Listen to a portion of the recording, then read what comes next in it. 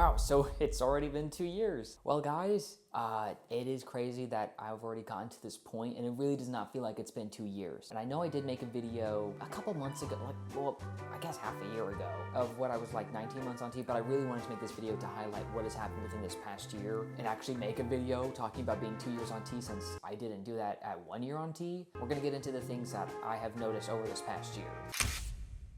So overall, I've experienced a lot of the main changes of being on testosterone. The onset effects happen within that first, So another thing before we actually really get into everything, if you're liking this video and want to see more videos like this, please make sure to like and subscribe.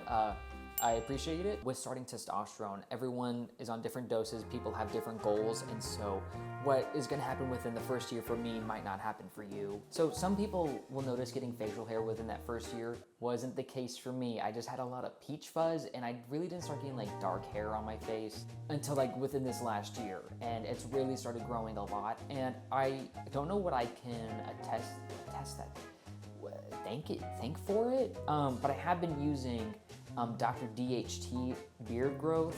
Okay, so I made a post on TikTok sharing different products that I like, and I mentioned that I prefer using Dr. DHT to minoxidil because minoxidil, as anyone know, it is really toxic to cats, and I have a cat. I don't want it to get on on my pillow because my cat sniffs my pillow, and I don't want it to be toxic for her.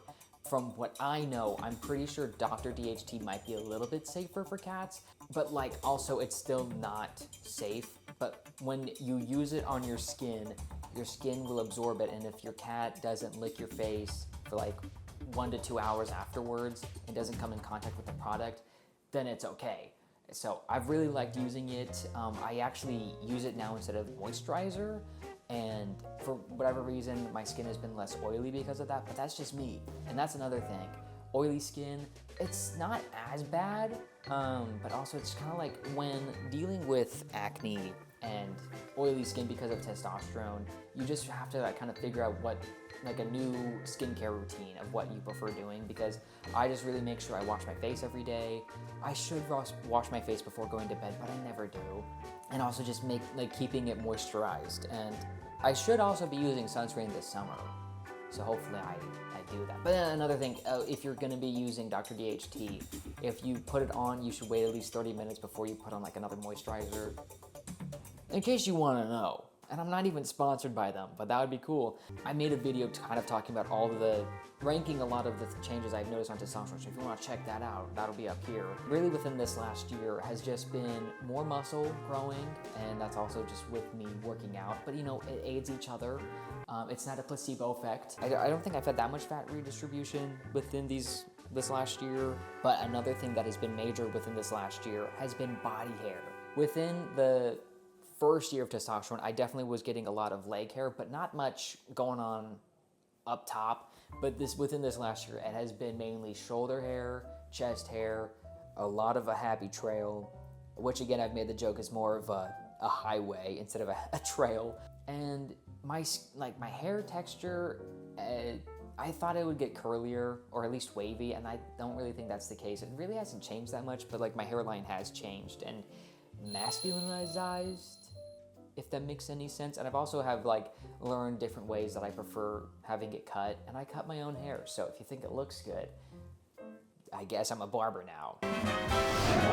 Also within this last year, I have accomplished currently my last thing in my checkbox for transition goals, which was legally changing my name. And I changed the majority of gender markers that I could. There's only one that I can't, and that's thanks to the Kansas DMV. And then also, another thing I want to rant about is I was planning to get a passport before everything went to be quite frank.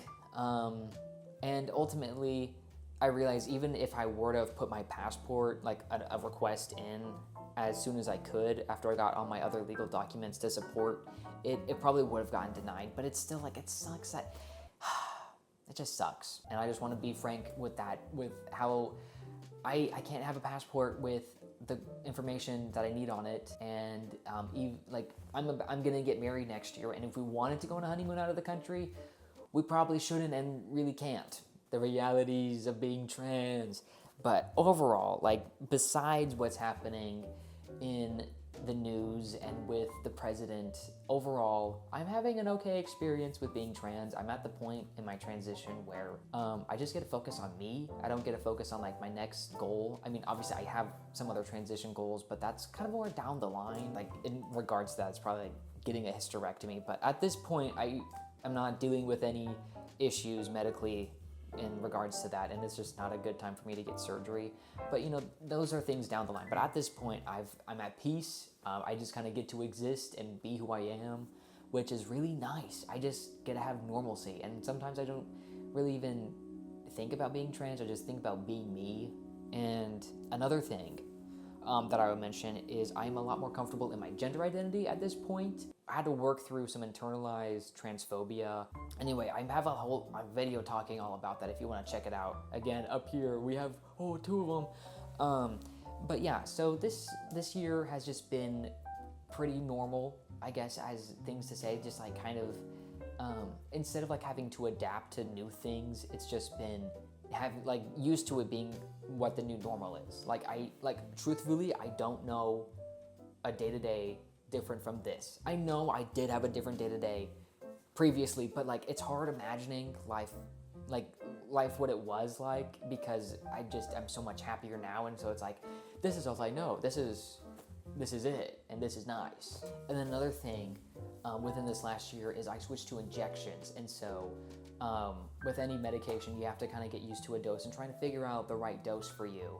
And my testosterone levels have just been quite high, and that has just added to just like more mood swings in a way. I don't know, I feel like just with it being higher, and like it's kind of been a little bit out of the range, which has also kind of added to that. So probably gonna need to get a lower dose, so then we can have my range be more in the normal 300 to 1,000, because it's been, at one point it was like 1,100, and then the other month when I did blood work, it came back saying my testosterone levels were at 1,300.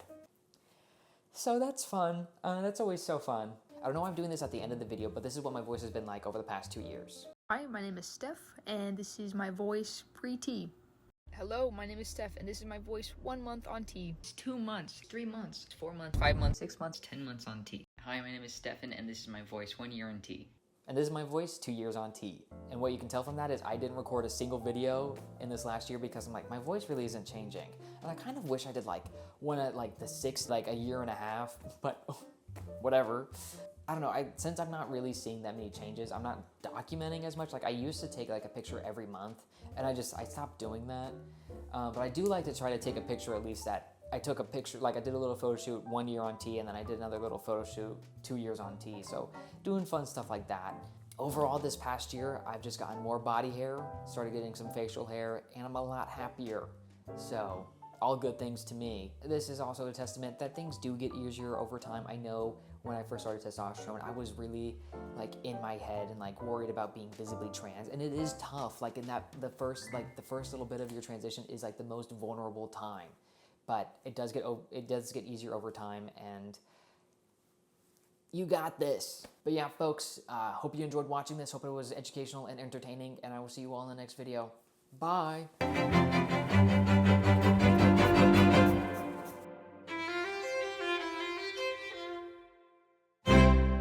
Before you guys go, can I show off my outfit? Awesome, thank you. So another thing within this last year, I've become a lot more confident, and I feel like I just look like some guy wearing clothes, which, yes!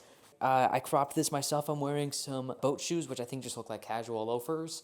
At least I'm telling myself that they're cool because I bought them and I don't want to return them. So anyway, here's the fit. And I feel handsome. Now get out of here. Go on.